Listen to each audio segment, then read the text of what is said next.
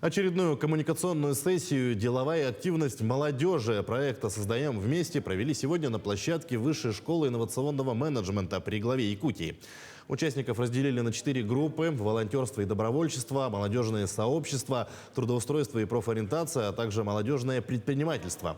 Традиционно главные задачи – оценить те меры поддержки, которые сейчас оказывает государство молодежи, проанализировать их эффективность и получить обратную связь. Предыдущие коммуникационные сессии были посвящены проблемам сельского хозяйства и молодежной политики. Я нахожусь на первом столе.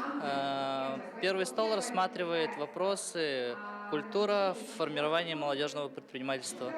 В данном случае мы рассмотрели вопросы, как популяризировать молодежное предпринимательство и как сделать так, чтобы это не было страшно, что это хорошо, так как в любом случае молодежное предпринимательство и предпринимательство в целом, оно создает рабочие места, улучшает налогообложение, то есть наша республика бы стала богаче, лучше, и предпринимательское мышление в любом случае оно помогает в повседневной жизни.